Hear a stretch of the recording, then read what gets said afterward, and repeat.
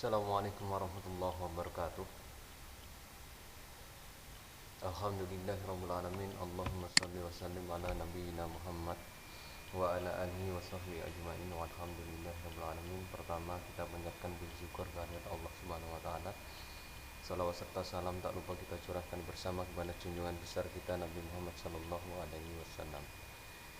Baik, dalam kesempatan kali ini sebelum saya menjelaskan tentang panduan karya ilmiah sederhana, mari kita awali pertemuan ini dengan membaca basmalah. Bismillahirrahmanirrahim. Semoga harapan kita mulai dari awal sampai akhir pembelajaran ini kita mendapatkan keberkahan dari Allah Subhanahu wa taala. Panduan karya ilmiah sederhana. Kemarin saya menjelaskan tentang bagaimana cara kita praktik dan praktis dalam membawakan suatu acara. Suatu acara perlu adanya konsep.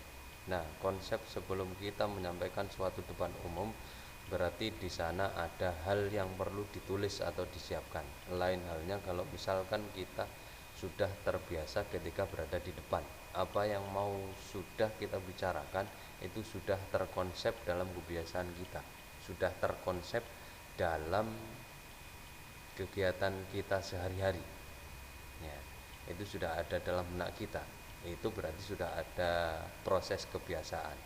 Nah, lain halnya kalau misalkan kita tidak pernah melakukan suatu hal yang tingkatannya itu kita berbicara di depan umum, kita perlu adanya konsep. Ada hal yang perlu ditulis dan dirancang agar nantinya ketika kita berada di depan kita lebih layak dan lebih siap. Baik, karya ilmiah sederhana ya, kita nanti akan membuat konsep karya ilmiah sederhana yang nanti dipresentasikan. Jadi sebelum adanya presentasi harusnya ada karya ilmiah yang nanti yang menjadi bahan rujukan sebagai kita entah menjadi seorang pemateri, entah menjadi seorang penyaji. Baik, secara garis besar makalah terdiri dari 3 bagian ya. Jadi karya ilmiah terdiri dari 3 bagian. Yang pertama bagian awal, yang terdapat sampul luar dan dalam, kata pengantar dan daftar isi. Nanti lebih jelasnya akan saya terangkan. Jadi ini bagian awal. Berikutnya bagian intinya ada bab 1, bab 2 sampai pada bab 3. Kemudian yang bagian akhir ada daftar pustaka dan lampiran atau dokumen yang membuktikan bahwa kita sudah melaksanakan kegiatan seminar. Bagian awal, bagian sampul luar dan dalam, berisi apa saja? Jenis karya ilmiah atau makalah, penulisan hurufnya kapital, ukuran font antara 16 sampai 18 cetak tebal. Temanya kemarin sudah saya sampaikan, boleh Anda mengangkat tema ekonomi, berita terkini, artinya bebas yang bersifat memberikan informasi pada orang lain, adat istiadat, entah itu di daerah Anda atau di daerah lain, yang tentunya nanti pemateri harus paham tentang materi yang akan disajikan. Dunia pendidikan, dunia mistik pun boleh, dunia mistis ya, berkenaan dengan hal yang gaib, religi bersifat agama itu boleh, dan politik boleh, karena sekarang masih rame tentang undang-undang omnibus, boleh itu diangkat. Nah, judul karya ilmiah, penulisan huruf kapital, huruf font antara ukurannya 16 cetak tebal.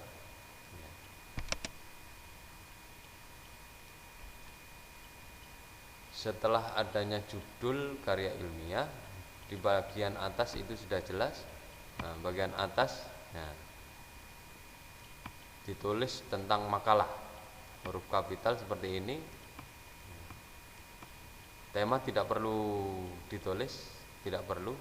Jadi antara tema dengan judul itu berbeda ya. Jadi tema nanti tidak perlu ditulis, langsung ke judul. Ya. Kalau misalkan kita mengambil tema tentang berita terkini, ya. Undang-undang Omnibus yang kenyataannya membuat masyarakat resah, itu boleh. Ya. Jadi judulnya seperti itu. Berita terkini. Ya, temanya tentang berita terkini. Kita ambil berita terkini tentang undang-undang Omnibus, itu boleh. Ya. Berikutnya identitas dosen pembimbing. Ya. Hurufnya bervariatif. Bagian huruf depan kata yang besar. Ya. Jadi kalau misalkan kita mengambil kata ukuran, jadi ini nanti yang dibesarkan bagian U ini. Insya Allah Anda paham tentang ini. Ukuran fontnya 16, cetak tebal. Ya. Berikutnya logo fakultas sesuai dengan fakultas Anda masing-masing. Kalau Anda berada di teknik sipil, berarti nanti mengambil teknik sipil. Anda berada di pendidikan olahraga, pendidikan olahraga. Teknik elektro, ya teknik elektro, menyesuaikan. Berikutnya penyusun disertai dengan nomor NIM. Anda ini satu kelompok, jadi tolong nanti disesuaikan dengan siapa yang menjadi pembawa acara, itu bagian atas, atau siapa yang menjadi ketua kelompoknya itu berada di bagian atas, itu bebas. Tapi yang jelas sertakan nama lengkap. Nah, hurufnya bervariatif, sama seperti ini variatif, ini bagian besar, ini berikutnya ini kecil semua, disertai dengan nomor NIM. Nah, ukuran font 16, menyesuaikan. Nama program studi, fakultas, dan universitas. Ini bagian atas, program studi bagian atas, fakultas bagian tengah, berikutnya bagian bawah universitas. Ini ada yang terlupa, cantumkan bagian bawah bulan dan tahun. Bulan pembuatan karya ilmiah, koma, baru berikutnya tahun. Kalau misalkan sekarang bulan Oktober, koma 2020. Ya. Sama ukuran fontnya antara 16 sampai 18 cetak tebal. Sampul menggunakan soft cover. Ya. Jadi soft cover, ingat soft cover, bukan hard cover, apalagi cuma di lakban, itu jangan. Ya. Jadi karya ilmiah kita itu karya ilmiah meskipun sederhana dapat dikatakan formal. Jenis font yang digunakan adalah Times New Roman. Ya. Jadi karya ilmiah sering menggunakan Times New Roman karena jenis font ini biasanya digunakan dalam penulisan karya ilmiah formal. Contoh tampilannya, ya, format meletakkan kalimat dan paragraf supaya diperhatikan pada contoh tersebut. Sama seperti ini. Ini kesalahan seperti sampul ini hard cover. Harusnya kita soft cover, hard cover. Ini biasa dipakai dalam skripsi, tesis, dan lain sebagainya. Bersama dengan ini. Warna sampul menyesuaikan ketika Anda teknik elektro A. Nah, warnanya merah, teknik elektro sore, oranye. Teknik sipil ini agak tidak kelihatan ini ya. Teknik sipil A warnanya putih, teknik sipil B warnanya biru, teknik sipil C biru muda, teknik sipil sore kuning, pendidikan olahraga A hitam, pendidikan olahraga B hijau. Masing-masing berbeda warna. Tapi nanti ketika penulisan dalam sampul di sini jangan ditulis Anda pendidikan olahraga A, pendidikan olahraga B, tidak perlu. Yang penting warna itu sudah menunjukkan Anda A atau B. Jadi seperti itu. Baik, saya lanjutkan. Bagian awal, bagian kata pengantar. Ya. Tulisan kata pengantar sebaiknya huruf kapital terletak di bagian tengah. Insya Allah Anda paham. Isi kata pengantar berbentuk paragraf yang di dalamnya mencakup ucapan puji syukur, paragraf pertama, ucapan terima kasih paragraf kedua, ucapan permohonan maaf paragraf ketiga, Harapan kelompok, ya, harapan Anda menyesuaikan dengan isi karya ilmiah. Ya, itu ada di paragraf 4. Sertakan tempat, tanggal, bulan, dan tahun pembuatan makalah sebelah kanan bawah. Ya, tulisan penyusun terletak di bawah sebelah kanan dengan jarak spasi tanda tangan. Ya, ukuran tanda tangan. Insya Allah ada 3 spasi ke bawah. Ukuran font untuk huruf yang digunakan adalah ukuran 12 sama Times New Roman. Nah, contohnya seperti ini. Ini pun ada beberapa kesalahan. Berikutnya bagian daftar isi. Tulisan daftar isi sebaiknya huruf kapital sama seperti tadi, mencakup judul dan subjudul pada isi makalah, berisi gambaran garis besar tesis, kata pengantar, daftar isi, dan lain sebagainya. Ini harus berada di dalam daftar isi semuanya. Ukuran font sama seperti tadi, ukuran 12, jenis font yang digunakan Times New Roman. Contohnya seperti ini, Anda bisa melihat di gambar. Nah, diperhatikan ketebalannya. Ya. Kalau judul itu tebal, subjudul itu tidak tebal, menyesuaikan. Kita beranjak ke bab 1 pendahuluan. Tulisan bab 1 pendahuluan sebaiknya huruf kapital terletak bagian tengah atas. Isinya 1.1. Jadi perhatikan 1.1, 1.2, 1.3. Karena ini berada di bab 1, berarti nanti angka 1 harus berada di awal. 1.1. Latar belakang. Latar belakang nanti berisi apa saja, menyesuaikan dengan isi daftar, isi karya ilmiah Anda. Latar belakang ini berisi tentang alasan, ya. Alasan mengapa Anda mengambil tema ini, alasan mengapa Anda mengambil masalah itu. 1.2 rumusan masalah. Rumusan masalah ini berkaitan dengan pertanyaan, ya. Pertanyaan yang sering disinggung itu merupakan pertanyaan bagaimana, ya. Bagaimana. Jadi bagaimana titik Anda harus menyesuaikan dengan isi makalah Anda. Nah, bukan apa, kenapa, di mana, itu bukan. Jadi rumusan masalah itu hanya mencakup pertanyaan bagaimanakah, bagaimana, itu saja. Dan 1.3 tentang tujuan dari penulisan karya ilmiah Anda. Berikutnya, masing-masing subjudul memiliki batas minimal 3 paragraf. Minimal tentang latar belakang 3 paragraf, ya. Rumusan masalah 3 paragraf. Pak, kalau lebih boleh, tidak apa-apa. Ukuran font sama seperti tadi 12, jenis font sama Times New Roman. Masuk ke bab 2, pembahasan. Bab 2 ini berisi gambaran umum bagian. Jadi gambaran umum tentang masalah yang Anda angkat sampai bagian yang terperinci. Jadi sampaikan di sana. Menceritakan keadaan lokasi, peristiwa atau permasalahan penelitian atau pembahasan yang nanti Anda ambil yang dikaitkan dengan permasalahan yang diteliti atau dibahas. Jadi kalau misalkan Anda membahas tentang pembangunan jembatan, jadi struktur apa saja yang harus ada, ya. Terus kemudian perancangan apa saja yang harus ada, terperinci, mulai dari yang bagian umum sampai pada yang bagian terperinci, Anda ungkapkan di sana. Pak, kalau misalkan ketebalannya lebih tebal itu bagaimana, Pak? Menyesuaikan apa yang Anda butuhkan nanti pada saat presentasi. Upayakan Anda sebagai pemateri mampu menjabarkan hal ini. Berisi 2.1 menyesuaikan bahasan, 2.2 juga seperti itu, menyesuaikan bahasan yang Anda angkat.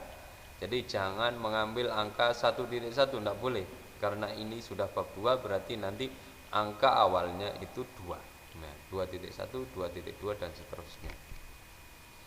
Batas minimal 5 lembar bahasan. Ya, insya Allah Anda banyak rujukan, banyak sumber, entah itu buku, entah itu internet, jurnal, majalah dan lain sebagainya. Boleh. Jadi nanti Anda kaitkan di sana. Ukuran font untuk huruf yang digunakan adalah 12 sama seperti tadi. Jenis font juga seperti itu. Daftar pustaka, rujukan dari buku. Contoh, daftar pustaka ini adalah sumber sumber ilmu yang kita dapatkan. Kita itu terbatas sumber ilmunya, pengalamannya terbatas. Oleh sebab itu kita mencari sumber dari hal lain, boleh buku, boleh internet, boleh majalah dan lain sebagainya. Cara penulisannya seperti apa daftar pustaka? Contoh seperti ini. Sujana, N titik dan Laksamana, U 1992 titik menyusun karya tulis ilmiah titik Bandung titik 2 Sinar Baru. Artinya begini, judul buku ini adalah menyusun karya tulis ilmiah. Penulisnya di sana adalah N Sujana dan Laksamana U. Terbit pada tahun 1992. Diterbitkan di Bandung, penerbitnya Sinar Baru. Tapi rumus untuk membuat daftar pustaka ya seperti ini. Yang pertama ditulis dulu nama penulis pertama. Ini dibalik, sebetulnya nama aslinya N Sujana. Tapi ketika penulisan daftar pustaka harus sesuai dengan keformalan daftar pustaka. Jadi N yang tadinya di depan diletakkan di bagian belakang.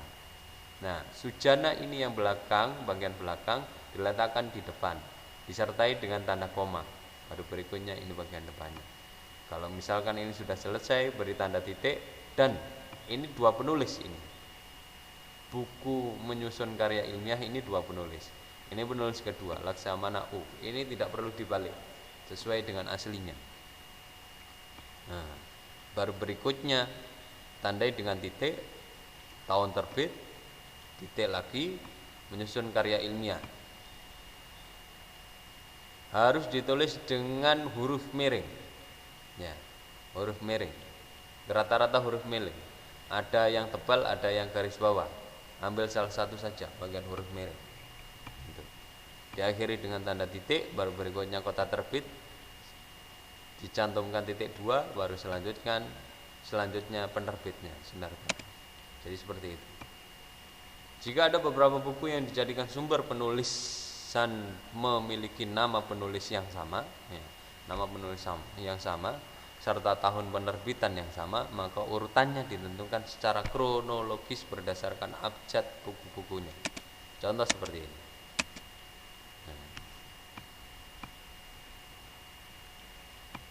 Saya ambil kursor.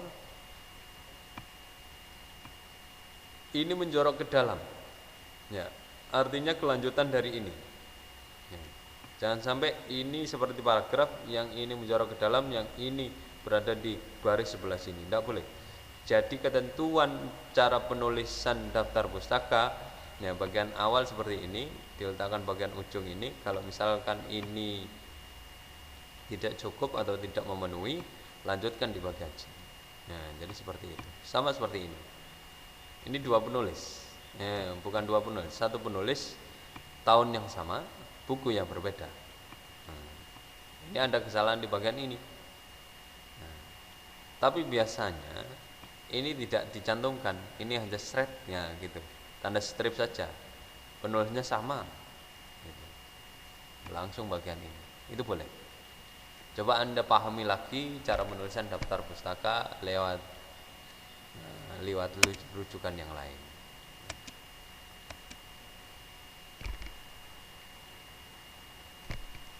Kita kembali bagian daftar pustaka. Nah, daftar pustaka ada batas minimalnya. Jadi nanti Anda harus memiliki batas minimal daftar pustaka 3. Satu dari buku, satu dari internet boleh, satu dari yang lain. Pak, kalau lebih boleh. Yang terpenting ada 3 daftar pustaka. Jangan seluruhnya dari internet, tidak boleh. Harus berbeda. Ada dari buku, ada dari internet, ada dari jurnal, ada dari koran dan lain sebagainya. Terserah. Pak, 2 sama dari internet, tapi 1 dari buku, boleh, tidak apa-apa. Yang penting ada yang berbeda. Kita lanjutkan. Bab 3 bagian penutup berisi 3.1 kesimpulan dan 3.2 saran. Ya, yang terpenting itu ada 2 hal, kesimpulan dan saran, itu saja. Ukuran font sama seperti tadi, jenis font juga sama. Jadi seperti itu.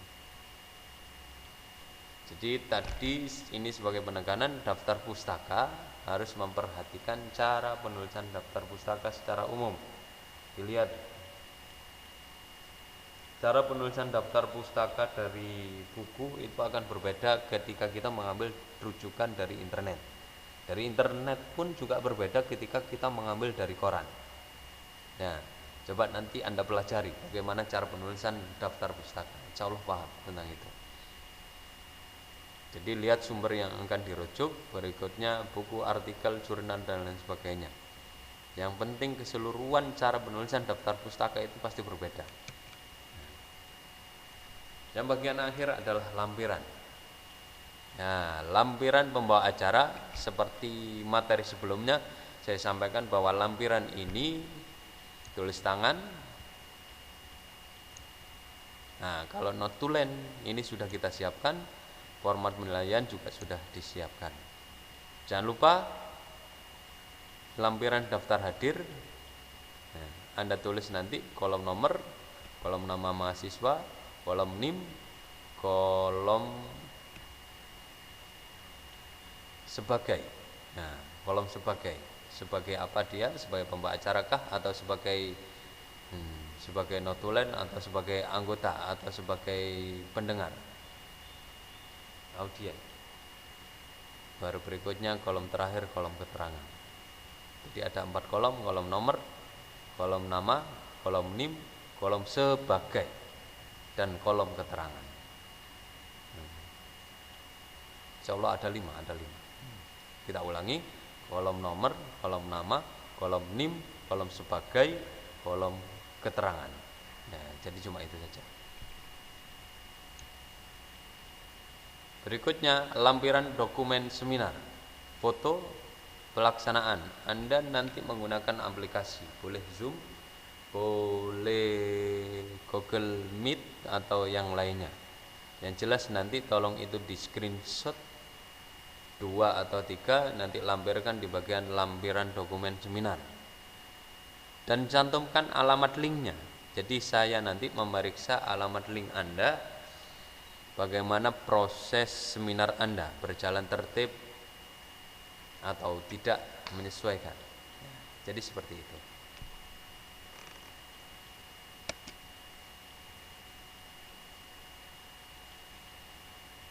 Nah, demikianlah penjelasan tentang cara pembuatan karya ilmiah.